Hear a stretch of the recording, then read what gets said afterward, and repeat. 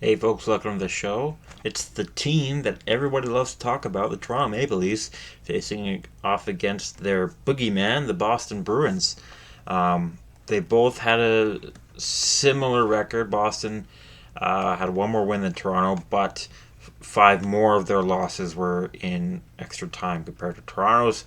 Um, Toronto has struggled at home, whereas Boston has been very good on the road, so that might mean something in the playoffs. But Toronto's also been pretty good on the road. Boston still good at home. They were elite last year. Let's move my cursor over so you can see. If you are new to the channel, welcome. Thanks for having me on your screen, whether it's informational or white noise. Just some color coding info. And if you're used to this chat by now, thanks for coming back to watch. Happy to have you too. And you could probably figure it out by now. I trust your intuition. But anyways, if the number is in blue, it means it's the top 50% of the league. Red, it's not. The deeper the color, the closer it is to one of the extremes. If it is the best or the worst in the league, that number, then it'll be written in white numbers, as you can see down here. We'll get to that, Boston. But right now we are talking about in the offensive area where Toronto has been elite. Top five in a couple of numbers, like expected goals for via money puck, and actual goals for with 3.63 goals scored per game. And they also get a lot of shots too. Boston's offense hasn't been great. They are bottom 50% of the league, slightly below average, with 29.26 shots per game. But they are usually quality chances, as seen by that their expected goals for is at a decent number, is at an above average number compared to their shots. Excuse me, and they convert as well on those as they do score decent. But again, thanks a lot to David Pastrnak and a lot of center depth that we didn't really know was there. When it comes to defense, both teams have had varying success in different styles. Toronto is very good at limiting the amount of shots against and quality shots against with an expected goals against of 1.99, which matches Boston at 1.99, but they do allow a few more shots as well. But that's where the story changes, is the actual goals against. Toronto, it's usually goaltending issues. Sometimes you look at their defense and say, what the heck were you doing there? And that happens to a lot of teams. Boston against Washington this past week. I know they only allowed 2 goals, but it was like free target practice from the slot for the Capitals. The fact they got 2 goals it's a good thing your team save percentage is at 912, which we'll get to. We'll get to that now, is why Boston's has a top 10 number in goals against per game, 2.7, despite their defense being closer to average. And Toronto doesn't have that great of a goaltending, which is why they're below average in goals against per game compared to their above average defense. Moving on, in terms of controlling the game, Toronto has been very good in the face-off circle. This year, they are close to the top 5, whereas Boston's in the bottom half. The real big takeaway here, I made that accidental pun in the last video too. There's a lot of puns I make on purpose. But the takeaway pun, when talking about takeaway percentages, that's twice now I've made that in 2 straight videos accidentally. I'd love to take credit for it, but it was accidental. Maybe I'm just subconsciously amazing at making terrible jokes. You can tell me in the comment section below. While you're there, you should like and subscribe and turn on notifications. I'd love to see more. Anyways, Toronto does get a lot of takeaways compared to their giveaways. Boston does not. They are very good at giving away the puck, a lot more than they take the puck away, with a league worst 42.8% takeaway percentage. Very bad.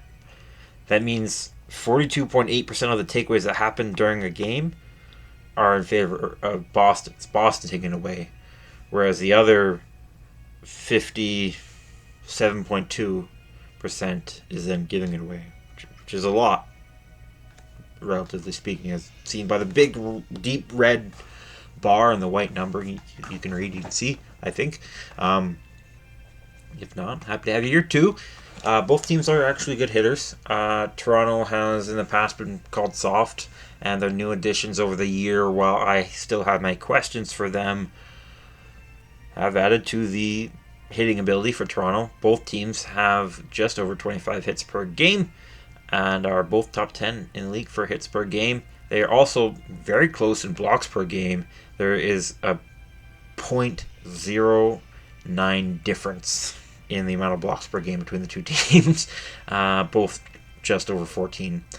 In terms of power play, Toronto's is notably but not much better, which will be a factor for them considering Boston likes taking a lot of penalties. They are bottom 5 in penalties taken, or top 5 in most penalties taken, however you want to look at it.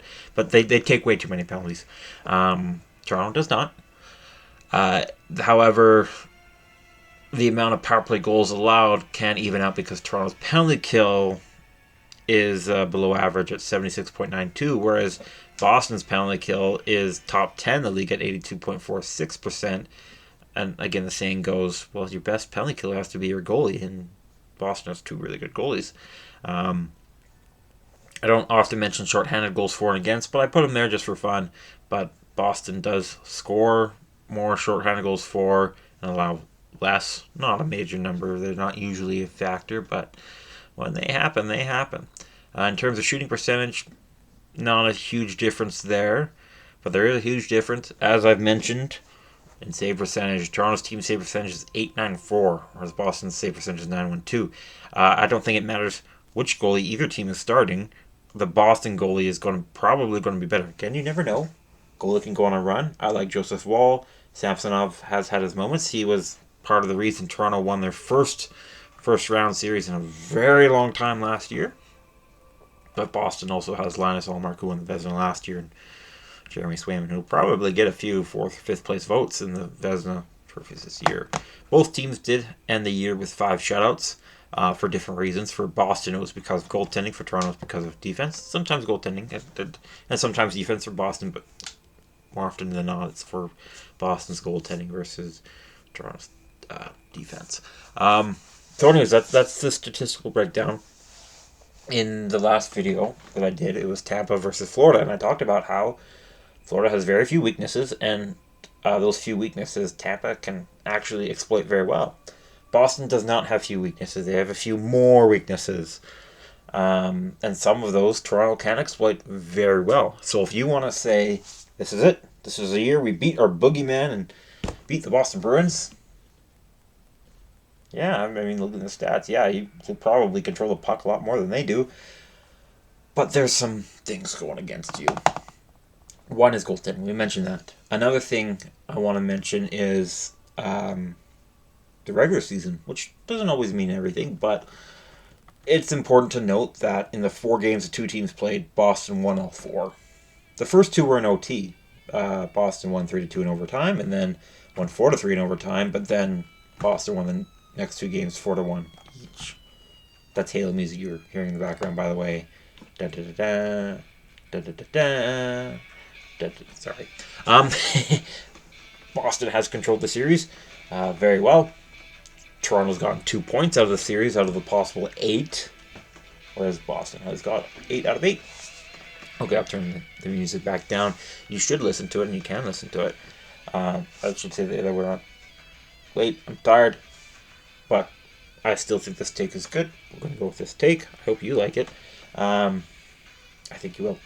Anyways, so yeah, that's another thing kind of going in Boston's favor. If you want to say, yeah, I don't think Toronto's going to do it. Yeah, because the Bruins do live in Toronto's mind. The Bruins have been a bane to the Leafs for a long time. They've been responsible for quite a few of the Maple Leafs series exits. Most notably, Toronto blowing a 3-1 series lead. I think, was it 3-1 series? But I do know it was Game 7, and they blew a major lead to the Bruins, who won, and Toronto hasn't won in round 1 since, until last year. When they beat the Lightning And then you can say, if you want to be a hater, well, the Lightning were tired because they've been to the Stanley Cup Finals for 3 straight years. You can't say that. But a win's a win. A lot of teams don't beat the Lightning in the playoffs, so good on the Maple Leafs there. Speaking of playoff history, the Maple Leafs playoff history or lack thereof is very well documented and very well discussed. So I won't talk about it too much, but it is there for you to see. They won their first round for the first time in a long time last year before losing to the eventual Stanley Cup contenders, the Florida Panthers, in 5 games. Boston was responsible in the last 5 years for one of the Maple Leafs' defeats. In 2018-19, Boston beat Toronto in 7 games. Whereas for Boston, they've had some struggles in the first round recently since their Stanley Cup Finals appearance and lost to the St. Louis Blues in 7 games. They lost in their second round 2 years in a row, and then the last 2 years they've lost in Game 7 of round 1, first to the Carolina Hurricanes, and then to the Panthers, very famously to the Panthers, very well documented, discussed. I don't really need to go get into it, but it wasn't really expected, but it happened. That happens, and sometimes unexpected wins happen. So is that me saying that Toronto's going to win? No, I don't think. I'm going to go with Boston. I think regardless of who I would choose, Toronto or Boston, I think it's going to go to 7. That's going to be my pick, is 7 games. But I'm going to side with Boston. The reason is it's the final reason that is in favor of Boston instead of Toronto's, and why Boston, I think, has been the boogeyman for the Maple Leafs is mental fortitude, mental endurance. When you look at the Maple Leafs rallying in a season, it usually requires an event to happen. Like John Tavares going down for injury, the Leafs rallied around that. Morgan Rielly getting suspended this year, the Leafs rallied around that. Otherwise, they've had to have their coach yelling at them to rally around that. And every team has their coach yelling at them, but that can only do so much. That can't spur you into it. And I'm not convinced of the Leafs locker room, with no disrespect to John Tavares as a captain or the veteran presence of guys there. It's just, a lot of teams have Stanley Cup winners as veteran presence. Toronto doesn't. Mark Giordano is a good veteran presence. He's been a long-time captain for the Calgary Flames, but he's never been far in the playoffs often. Tavares obviously hasn't. He was stuck with the Islanders, and now he's with Toronto. So not much for him outside of the OHL. And before that, they had Joe Thornton and Patrick Marleau, both brilliant players who were also known for losing in the playoffs. They didn't make the finals once, yeah, but they lost there too. And then you look at the Bruins locker room. Well, it's one of the most revered locker rooms in the league because Zdeno Chara is considered one of the best captains. And then the guy who succeeded him was Patrice Bergeron, who's also considered one of the best captains. And now it's Brad Marchand, who I don't think has earned that title. Maybe he will, but I'm not a fan of his, but I understand why people like him. I'll leave it at that. But I think he's a good captain, and I think the locker room culture is still there. I don't think it's left since Patrice Bergeron has left. I think Brad Marchand, he's been there for a very long time, for over 10 years. He knows how to institute it, and I think he is. And so I think it's going to come down to the fact that, if the Bruins make a mistake, they're going to be able to rally at will and say, hey, it's okay, we're still going to win. If Toronto makes a mistake, I don't know. If Brad Marchand goes and injures John Tavares in a dirty play and there's no penalty on the call, maybe Toronto rallies around that and they beat the Bruins, and I'd get a kick out of that. Don't get me wrong. I've hated on the Leafs in the past, but I've also hated on the Bruins in the past. If you're a Leafs or Bruins fan, happy to have you. I respect all teams. I'm allowed to hate a team once in a while. You do too. I'm sure you guys hate each other. Leave me alone. But what I'm saying is, I would have a real kick if the Leafs beat the Bruins out. I haven't been Jack Edwards' biggest fan, and if his final series commentating, I think he's commentating, is a Maple Leafs loss, I think that'd be kind of an interesting end of the tale, since he's been there for the Bruins defeating the Leafs for a long time. But on the other side of things, I'd still get a kick out of the Bruins being the Leafs. I think I'd get a huge kick out of the series, no matter what happens, and I think a lot of people will too. It's not obviously going to have a lot of attention because it's the Leafs, it's the Bruins, both massive fan bases, but also it's like, I honestly hope that a reverse sweep happens. I don't care who does it. I just hope it happens, because that's the funniest thing ever. If a team goes down 3-0 in this series, I will cheer for the other one, because funny. It's the most important timeline, in my opinion, when it comes to these two teams. Not when it comes to the Oilers, or a team I actually like quite a bit. Then I want them to win. Funny doesn't matter. But here, funny matters, because I said so. Again, if you're a Leafs or Bruins fan, happy to have you. Hope you stick around. I can compliment the Leafs and Bruins if I want. I'm a big Austin Matthews fan, and I'm a big Jeremy Swayman fan. I'd be happy to see either of them succeed. But anyways, so I think Bruins are going to win because goaltending is a huge story when it comes to the playoffs. Bruins have goaltending. Toronto could, but probably won't. Mental fortitude is a huge story when it comes to the playoffs. Bruins have had that for well over a decade. Toronto hasn't had that for well over a decade. And Bruins have had Toronto's number for well over a decade. So I just kind of have to stick with history and storylines more than numbers here for the Bruins. And I'm going to pick Bruins to win in 7. If you disagree, I understand. Toronto has a lot of things going for them. This could be the year. I think it'd be fun to watch too. I'm excited to see what comes of this series. As long as it's funny, it doesn't have to be a reverse sweep. It's just I just hope it's funny. I just hope I can laugh at it. I don't care who wins or what. Just something funny happen.